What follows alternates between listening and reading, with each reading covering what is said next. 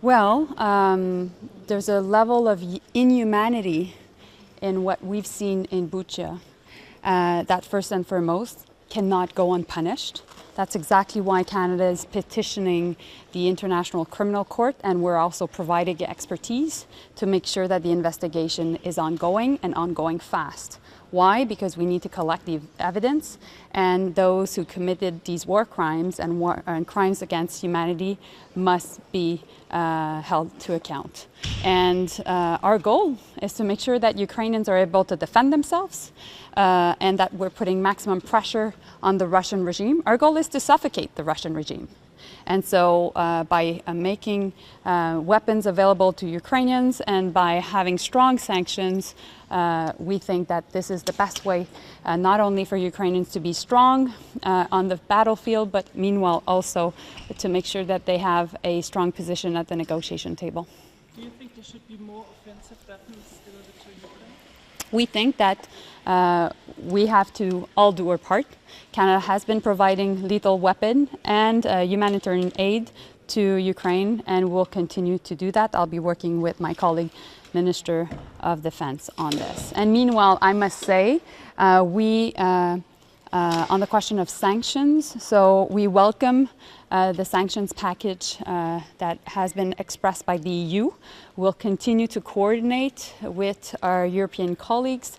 Meanwhile, yesterday, Canada announced new sanctions, and we will, in the coming days, announce more sanctions. Our goal is to make sure that there's no loopholes, that there's complete unity, and that we can make sure to put a lot of pressure, maximum pressure on the Russian regime, just like I just mentioned. And I think the other thing also I wanted to mention is Canada is very seized with what happened over the weekend, like mentioned. My deputy minister, so I instructed my deputy minister to summon the Russian ambassador in Ottawa to make sure that he is presented with the images of what happened in Irpin and Bucha.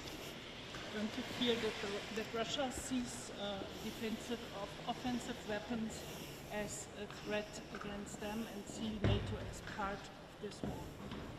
I think at this point, Russia knows very well where Canada stands. And we are there to make sure that no more civilian lives are lost due to this unjustifiable, unconscionable further invasion of Ukraine by Russia.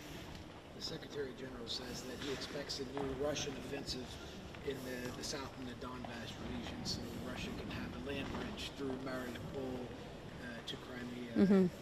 There's already lots of civilians trapped in Mariupol. Mm-hmm. Do you fear that there have already been atrocities committed there to people who are just trying to survive? Listen, this is something that keeps me up at night. And this is something that keeps, I think, all foreign ministers and all our governments up at night.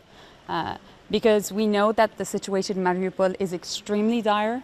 We know that people need to have access to food and to clean water.